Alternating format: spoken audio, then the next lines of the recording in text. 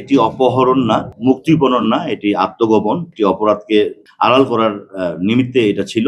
একটি মেয়ের সাথে জিসান মিয়া প্রধানের পরিচয় হয়। এই পরিচয় সূত্র ধরে তাদের মধ্যে মোবাইল ফোনে কথাবার্তা শুরু হয়। একটা পর্যায়ে প্রেমের সম্পর্ক গড়ে ওঠে।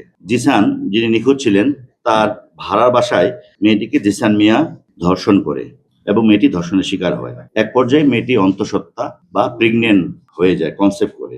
এরপরে জিসান মিয়া মেয়েটিকে জোরপূর্বক বাচ্চা নষ্ট করার জন্য চাপ প্রয়োগ করতে থাকে, না হলে মেয়েটিকে মেরে ফেলার হুমকি প্রদান করেন। এক পর্যায়ে মেয়েটি জানের ভয়ে বাচ্চা নষ্ট করতে রাজি হন। যেদিন উনি নিখোঁজ হয় ওই দিন বিয়ে করার সম্মতি দেয় এবং বিয়ে করার জন্য নির্ধারিত তারিখ ছিল, কিন্তু বিয়ে না করে সে আত্মগোপনে চলে যায়।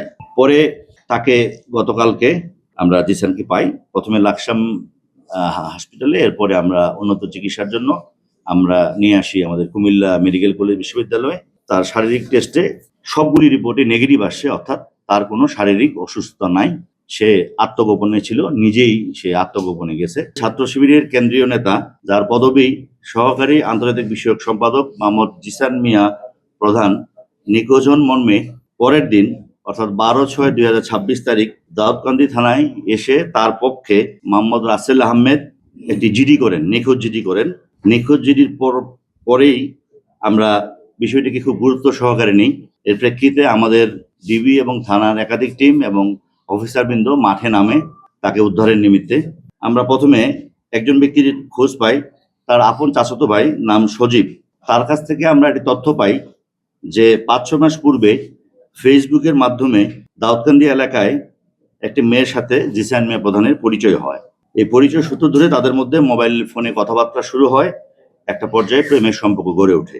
আমরা আরো জানতে পারি যে গত 20/5/2026 তারিখে দাউদকান্দি থানাধীন জিসান যিনি নিখোঁজ ছিলেন তার ভাড়ার বাসায় ভিকটিম মেয়েটিকে জিসান মিয়া ধর্ষণ করে এবং মেয়েটি ধর্ষণের শিকার হয়। পরবর্তীতে বিভিন্ন সময়ে এই জিসান মিয়া প্রধান মেয়েটিকে বিয়ের প্রলোভন দেখিয়ে শারীরিক সম্পর্ক করে। এক পর্যায়ে মেয়েটি অন্তঃসত্ত্বা বা প্রেগনেন্ট হয়ে যায় কনসেপ্ট করে। এরপরে জিসান মিয়া প্রধান মেয়েটিকে জোরপূর্বক বাচ্চা নষ্ট করার জন্য চাপ প্রয়োগ করতে থাকে, না হলে মেয়েটিকে মেরে ফেলার হুমকি প্রদান করেন।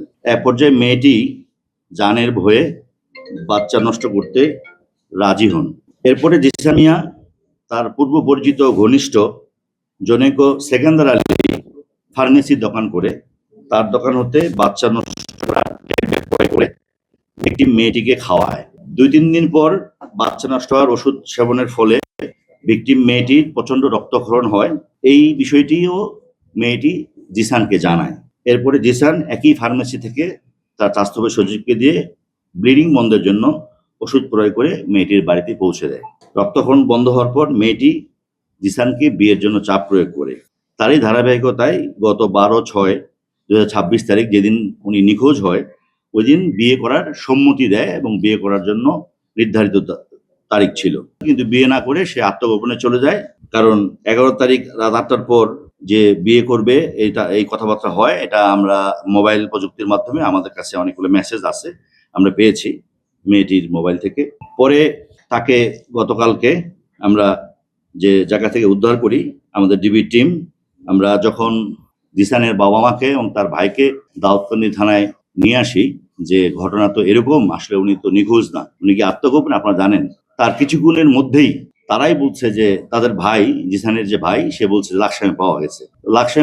লাকসাম পরে আমাদের আরেকটা টিম এবং আমাদের লাকসাম থানা ওসি, সার্কেল এসপি লাকসামের রেল স্টেশনের পাশে গিয়ে আমরা তাদের দেখানো মতে এবং যারা দেখিয়ে দিচ্ছে তাদের নামও আমাদের কাছে তালিকা আছে, আমরা জিসানকে পাই। প্রথমে লাকসাম হসপিটালে, এরপরে আমরা উন্নত চিকিৎসার জন্য আমরা নিয়ে আসি আমাদের কুমিল্লা মেডিকেল কলেজ বিশ্ববিদ্যালয়ে।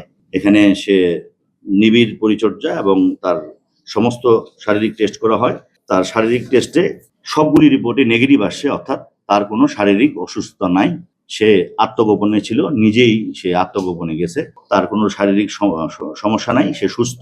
আমরা মেয়েটিকেও আমাদের হেফাজতে নিছি এবং এর সাথে যে জিসান, যাকে দিয়ে ওষুধ ক্রয় করে সজীব, সেও আমাদের হেফাজতে, যে ওষুধের দোকানদার ওষুধ দিয়ে সেও আমাদের হেফাজতে আছে। মেয়েটি থানায় অভিযোগ দায়ের করে লিখিতভাবে নারী ও শিশু নির্যাতন দমন আইনে মামলা হয়েছে, মামলা নাম্বার 13, তারিখ 13/6/2026, আইনের ধারা 9(1)/30, তৎসহ পেনাল কোডে 313 আছে।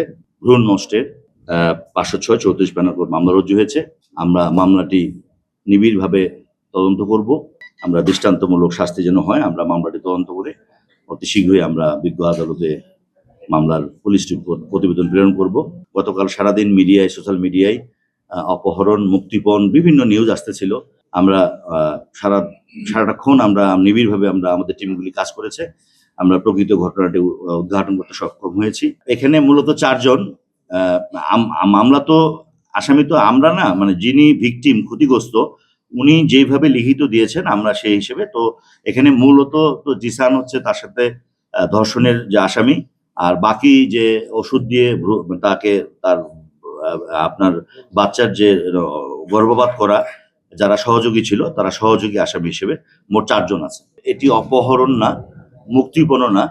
আমরা যখন মেয়েটিকে উদ্ধার করি এবং এর সাথে জড়িত তার চাচাতো ভাই সজীব এবং ওষুধের দোকানদার এবং এর পরবর্তীতে যখন জিসানের বাবা মা এবং তার ভাইকে, তখন কিন্তু within very short time, within 10 মিনিটসের মধ্যে জিসানকে পাওয়া যায়। তার মানে তাদের সাথে যোগাযোগ ছিল। এটি অপহরণ না, এটি আত্মগোপন। একটি অপরাধকে মানে আড়াল করার নিমিত্তে এটা ছিল। আর যিনি 1 নম্বর এখন আমাদের এজাহারের বর্ণিত আসামি, তিনি এখনো মেডিকেল কলেজে আছে। কারণ প্রত্যেকটা মানুষের চিকিৎসা রাইট আছে। ডাক্তার কুমিল্লা মেডিকেল ডাক্তার হেফাজতে আছে, ওখানে আমাদের পুলিশও আছে। আমরা ওইখানে কারোর সাথে দেখা করতে দিচ্ছি না। আমাদের কাছে মেডিকেল রিপোর্ট আছে উনি সুস্থ। তারপরও ডাক্তার রিলিজ যতক্ষণ দিবে না ততক্ষণ পর্যন্ত এটা ডাক্তারদের বিষয়। রিলিজ দিলে পরে আমরা বিজ্ঞ আদালতে সোপর্দ করব ইনশাআল্লাহ।